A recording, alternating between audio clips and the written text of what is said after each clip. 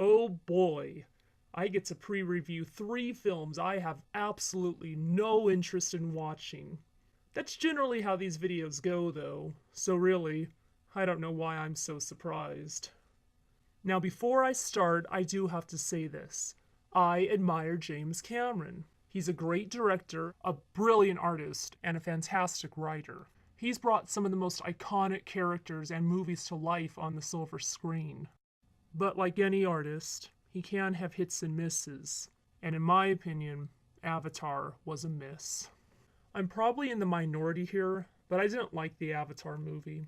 The trailers just never captivated me. But upon the theatrical release, critics and audiences kept praising it ad nauseum. Perhaps I hadn't seen the magic so many others observed because the trailers just had an unfortunate case of mediocre editing.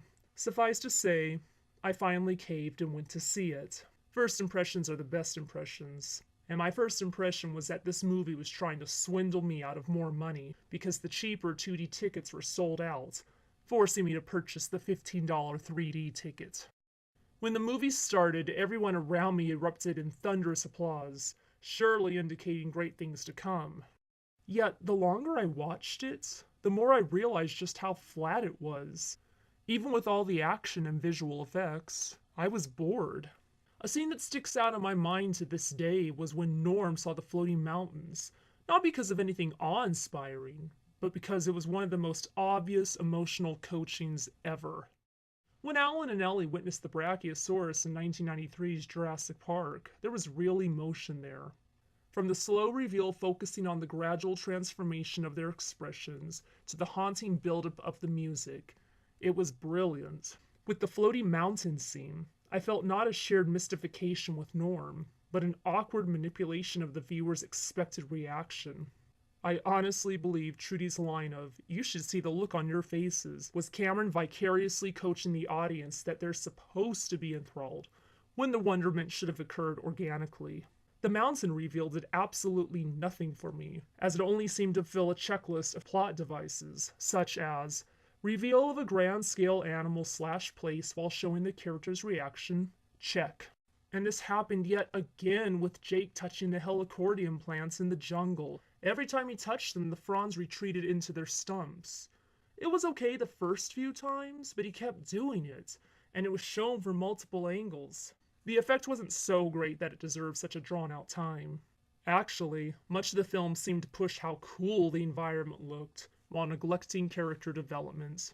It'd be like if Titanic showed numerous scenes with characters staring in awe at the details on the ship, while slow pans revealed all that they saw. Another gripe I had was, believe it or not, the visual effects. Most everyone praised them, and I was aware of the new technologies developed for the movie. However, while watching it, I was very aware that I was looking at computer-generated characters. The effects ranged from average to very good, but nothing ever mind-blowing that suspended my disbelief. Andy Serkis was able to express more emotion and feeling into Gollum, also using motion capture 6 years prior in the Lord of the Rings series. Considering how much more visceral his performance was while using older technology than Avatar's, it's no surprise Gollum has become one of cinema's most iconic characters. Overall, Avatar felt not innovative, but familiar. The characters were walking, talking tropes. Misguided main hero who abandons personal gain for the greater good, tough as nails mentor with a heart of gold, aloof daughter of king who becomes love interest for hero, lovable underdog, arrogant warrior, and greedy villain, which we've seen time and time again. Many people criticized Avatar basically being Pocahontas or Dances with Wolves in a space setting, and I have to agree with them. Others also brought up similarities between the flora and fauna of Avatar to video games, such as Final Fantasy X's bioluminescent Macalania woods, the Navi's resemblance to Shiva, and a few Pandora creatures similar to Spiras. As for the floating mountains, some cited Genji, Dawn of the Samurai Shukenten's Trial floating mountain stage, or Chrono Trigger's Kingdom of Zeal. But I digress. Avatar's plot was greedy colonist wants to exploit new world for personal gain, and hero helps the inhabitants defeat villain. And yes, I am aware that that's a core storyline to many tales since Time Continuum, but this was Avatar. I mean, at least the characters could have been fleshed out more during those 3 hours. The 3D added very little. At times I took off my 3D glasses and tried watching the blurred double image instead. Yes, I was that bored. By the time the auditorium lights came on again, I was left underwhelmed and with a bad taste in my mouth, knowing I'd spent $15 to sit through 3 hours of tedium. I saw it again on DVD, and I hated it even more the second time around. And now that I've led you through an intro that's longer than Kingdom Hearts 2's, let the pre-review for the Avatar sequels begin. Back in 2006, James Cameron stated that if his as-yet released Avatar was successful, he'd make a sequel. As history proves, the film was successful. It made over $2.5 billion, making it the highest-grossing movie ever. Now, that doesn't make it the most profitable movie ever. With Avatar's reported budget of $500 million, the film had a return on investment, an ROI, of 500%. Technically, Paranormal Activity is the most profitable film ever. It made a staggering $193 million despite its small budget of $15,000, giving it an ROI increase of 1,288,360%. ROI aside, as much as $700 million of Avatar's profits was from the added price of 3D tickets.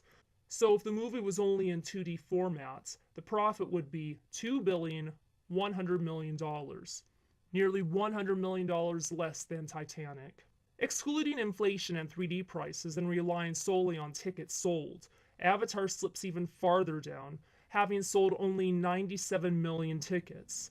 Titanic sold 135 million tickets, and Gone with the Wind sold the most ever at 202 million tickets.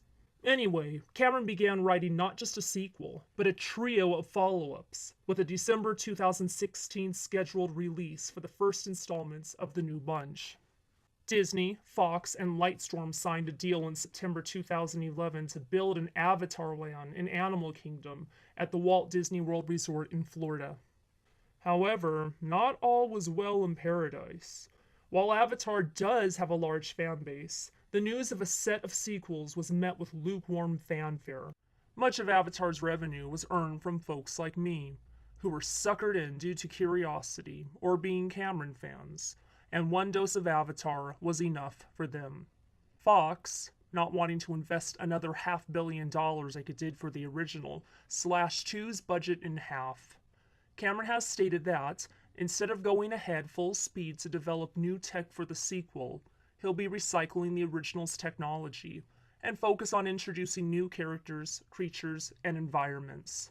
He's hinted that 2's premise will include good humans and bad humans, good Na'vi and bad Na'vi, and new environments. In other words, it's the original all over again. The new environments this time around will be the Pandora Ocean, other polyphemus moons, jungles, and a prison. Neat.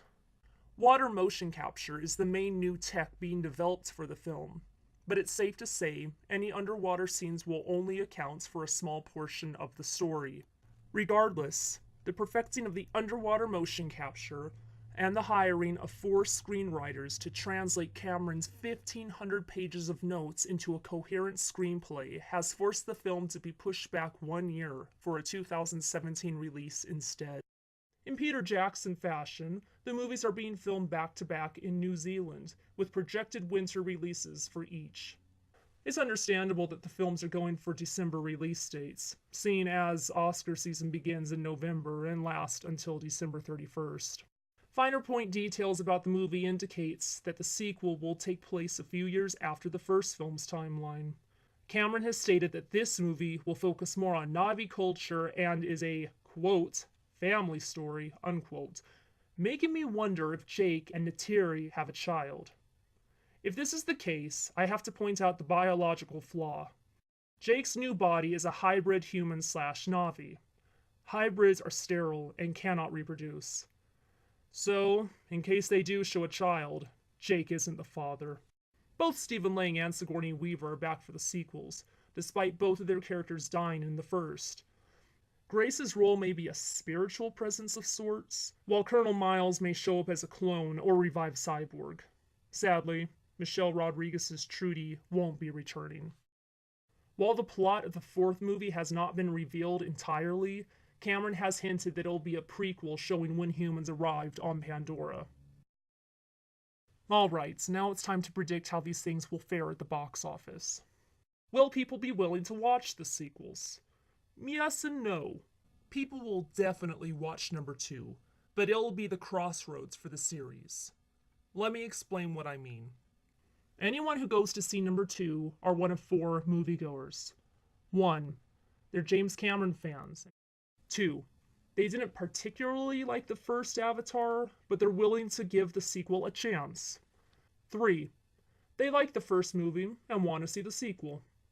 4. They're dedicated fans to the series and will watch it no matter what. Now, if 2 indeed follows the same formula as the first, that will turn off a large number of people from seeing number 3 because it's too repetitive and derivative. And they figure, if number 2's so derivative, number 3 is probably going to be derivative as well. In terms of number 4, the prequel, there may be an uptick in attendance because 1, that's the final time to visit Pandora, so nostalgia plays a part, and 2, it's a different take on the story. Regardless of increased ticket prices, the chances of any of the sequels pulling in more cash than the original are very slim. Long story short, number 3 will be the lowest grossing one in the trilogy, and possibly in the entire 4 set. Since Cameron will forego new tech for number 2 with the reduced budget, he'll need to have a larger budget for new tech in number 3, as the pre-existing technology will look dated by then. But if people are fatigued from oversaturation by the time number 3 rolls around, it will be the least profitable, even if it has the best visual effects ever. And speaking of visuals, if Avatar hopes to retain an audience, it needs to have better character development and plot. People are bored with CGI nowadays, and a movie can't hold viewers' attention with effects alone like they could even 5 years ago. Yes, effects do help, but they alone can't carry a movie. Critics will appreciate that number 2 is a more energetic trip to Pandora, but some will point out that the plot spreads itself too thin because of all the places it'll cram into 2.5 hours. Other critics will compare the familiar approach that mirrors the first movie.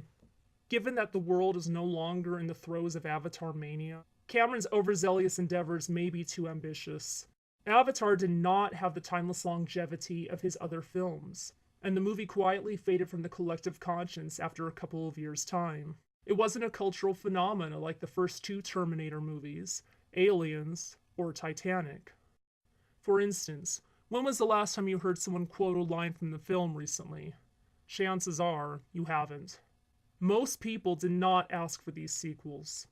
The original film had a good ending, and it showed that things had been resolved. With 3 more films on the way, an entire section in Disney World called Avatar Land, and novelization of the movies on the horizon, most people will feel the fatigue from saturation overexposure. No one has seen how these 3 films will perform, and companies like Disney are already making long-term plans surrounding them. The world saw Avatar already. The mystery is now exposed, and curiosity was sated. Now it has to prove it isn't a one-trick pony with these sequels. These 3 films won't leave any real impact on pop culture. Again, most people didn't ask for these 3 installments. The follow-up movies, in fact, may tarnish the image of the original due to oversaturation of an item that is no longer relevant. I think if Cameron released the sequel 1 year after the first, that would have fared better. But if he unveils number 2 after all these years and people hate it, there'll still be 2 more hot on its heels, to the dismay of many. Okay, so what's the next pre-review? This is gonna be a long video. Someone's got a gripe about it, and that someone is Marplotic.